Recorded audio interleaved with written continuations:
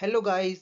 I hope कि आपने पिछला एपिसोड एंजॉय किया होगा और अगर आपने उसको नहीं देखा है तो जाकर उसको देख लो, लिंक डिस्क्रिप्शन में है। तो जैसा कि हमने लास्ट एपिसोड में देखा था, स्केलेटन किंग उस लड़की को मारने की कोशिश कर रहा था और वो लड़की उससे बचकर भाग रही थी। अब आगे एपिसोड की स्टार्टिंग में हम देखते हैं कि स्केलेटन किंग उस लड़की पर अटैक करते हुए उससे कहता है कि तुम मेरे साथ मिल जाओ, अगर तुम मेरा साथ दोगी तो तुम्हारे लिए अच्छा होगा। तो वो लड़की स्केलेटन किंग से बोलती है कि तुम कितने बदसूरत हो, मैं किसी बदसूरत आदमी के साथ काम नहीं करूंगी। इसके बाद वो लड़की स्केलेटन किंग पर मिलियन एरो से अटैक करती है, तो स्केलेटन किंग भी उस पर अपनी स्पिरिचुअल पावर से अटैक करता है, लेकिन उस लड़की के मैकेनिकल एरो स्केलेटन किंग की सारी पावर्स को एब्जॉर्ब कर लेते हैं और उसके बाद उसी के ऊपर अटैक कर देते हैं। तो ये देखकर स्केलेटन किंग बोलता है कि ये तो मेरी ही स्ट्रेंथ को मेरे खिलाफ इस्तेमाल कर रही है। इसके बाद हम देखते हैं कि स्केलेटन किंग उस लड़की पर अपने फायर बॉल से अटैक करता है, लेकिन वो लड़की स्केलेटन किंग के सारे अटैक को डॉज कर लेती है और वहां से भागने लगती है। लेकिन तभी स्केलेटन किंग उसके सामने अटैक करके उसके रास्ते को बंद कर देता है, लेकिन फिर भी वो लड़की एक चट्टान का इस्तेमाल करके उसके ऊपर से निकल जाती है और वो आगे जाने के बाद स्केलेटन किंग के लिए रास्ते में एक ट्रैप लगाती है। जैसे ही स्केलेटन किंग उसके पीछे आता है, वो उस ट्रैप को एक्टिवेट कर देती है और तभी हम देखते हैं कि उस जगह पर हेवनली कैनन अपीयर होते हैं। प्रिंसेस उन कैनन से स्केलेटन किंग पर अटैक करती है, लेकिन स्केलेटन किंग उसके अटैक को बहुत आसानी से डॉज कर लेता है और वो हेवनली थंडर ब्रेक टेक्निक का इस्तेमाल करके उसकी फॉर्मेशन को डिस्ट्रॉय कर देता है और वो उसका इस्तेमाल करके प्रिंसेस पर भी अटैक करता है।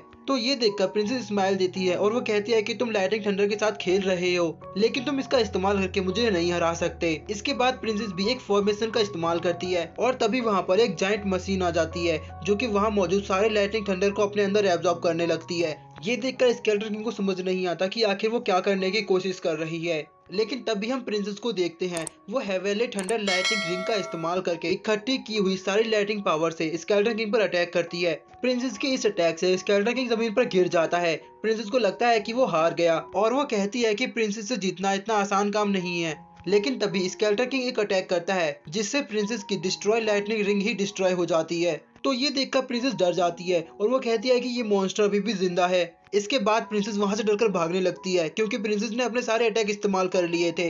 लेकिन तभी स्केलेटन किंग प्रिंसेस के सामने आ जाता है और वो प्रिंसेस पर अटैक कर उनको इंजर्ड कर देता है। वो कहता है कि अब तुम्हारा खेल खत्म हुआ, अब तुम मेरे साथ जाने वाली हो। इसके बाद हमारा व्यू कट होता है और हम लियांगजी को देखते हैं। लियांगजी अपनी ट्रू पावर का इस्तेमाल करके उन तीनों लड़कियों को ठीक कर रहा था और बस कुछ ही देर में वो तीनों होश में आ जाती हैं। सुइगामी बोलती है कि क्या हुआ था, हम लोग बेहोश कैसे हो गए थे। तो लियांगजी उससे बोलता है कि कुछ नहीं, सब कुछ ठीक है। लेकिन तभी वहाँ पर एक पर्पल रोशनी के साथ जोरदार धमाके की आवाज आती है। लियांगजी उन लड़कियों से बोलता है कि हमें वहाँ जाकर चेक करना होगा। इसके बाद वो सभी लोग वहाँ के लिए निकल जाते हैं। इसके बाद हमारा व्यू रीना पर जाता है। अभी कुछ टाइम पहले हमने जो रोशनी और धमाका देखा था वो सब रीना के स्पेल से हुआ था। रीना यहाँ पर एक कर्ज मैजिक स्पेल परफॉर्म कर रही थी और तभी हम देखते हैं कि लियांगजी भी वहाँ तक पहुँच जाता है। लियांगजी देखता है कि रीना के चारों ओर काफी सारे गार्ड हैं, तो लियांगजी उन सभी लोगों को वहीं पर छुपने के लिए कहता है। वो लोग एक चट्टान के पीछे छुपकर रीना की सारी हरकतें देख रहे थे। रीना उन सभी क्रीचर्स का इस्तेमाल अपनी पावर को बढ़ाने के लिए कर रही थी। उन सभी की पावर से रीना का इलाइटमेंट स्टोन एक्टिवेट हो जाता है और अब वो इस स्टोन की मदद से फायर स्नेक को कंट्रोल कर सकती थी।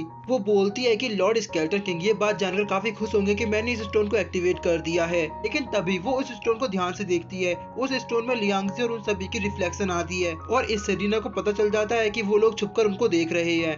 रीना उन सभी पर अटैक करती है, लेकिन तभी लियांगजी उसको देख लेता है और वो उसके अटैक को डॉज कर लेता है। लेकिन तभी वो गार्ड्स लियांगजी और उसके सभी दोस्तों को घेर लेते हैं। रीना लियांगजी से बोलती है कि अच्छा हुआ तुम यहाँ खुद आ गए, वैसे भी मुझे तुमसे अपना रिवेंज लेना था। तो ये सुनकर लियांगजी हंसता है और वो कहता है कि लगता है तुम पिछली बार की मार भूल चुकी हो, जरा याद करो पिछली बार तुम मेरे हाथों मरते मरते बची थी। तो ये बात सुनकर रीना की स्माइल चली जाती है। रीना लियांगजी से बोलती है कि ये सभी सोल्जर्स को तुम देख रहे हो, ये सभी सोल्जर 10,000 ईयर पुराने हैं। इन सभी ने सेवन रेलम के वॉर में हिस्सा लिया था। ये सभी इमोर्टल डेविल सोल्जर्स हैं और ये मेरे एक इशारे में तुम सबको खत्म कर सकते हैं। और वैसे भी रिफाइनिंग फायर विंड भी जल्दी हमारे साथ होगा। तुम लोगों का जीतना तो अब बिल्कुल इम्पॉसिबल है। तो लियांगजी रीना से बोलता है तुम्हें क्या लगता है तुम इस कचरे के साथ हमें हरा सकती हो। लियांगजी की बात सुनकर रीना को गुस्सा आ जाता है और वो अपने सभी सोल्जर्स को एक्टिवेट करती है। वो सभी सोल्जर्स लियांगजी और उसके फ्रेंड्स पर अटैक करते हैं, तो वो सभी लोग भी उन सोल्जर्स के साथ फाइट करते हैं। वो सोल्जर्स काफी स्ट्रॉन्ग होते हैं, लेकिन लियांगजी अपनी स्पिरिट फॉर्म का इस्तेमाल करके उन सभी सोल्जर्स को डिस्ट्रॉय कर देता है। पर देखते ही देखते वो सभी सोल्जर्स अपनी बॉडी को रीजनरेट कर लेते हैं और वापस अपने सोल्जर फॉर्म में आ जाते हैं। तो ये देखकर लियांगजी काफी हैरान होता है और इसी के साथ हमारा आज का ये एपिसोड यहीं एंड हो जाता है। तो गाइस अभी जाना मना है, जैसा कि मैंने आपको बताया कि आज 3 एपिसोड आएंगे, तो बस आप लोग 5 मिनट और वेट कीजिए। अगर कॉपीराइट नहीं आया तो आपको इसका नेक्स्ट एपिसोड भी 5 मिनट में मिल जाएगा। और हाँ, जाने से पहले कमेंट करना मत भूलना। और आगे आपको इसी तेजी के साथ एपिसोड मिलते रहेंगे। मिलते हैं आपसे नेक्स्ट एपिसोड में, तब तक के लिए बाय।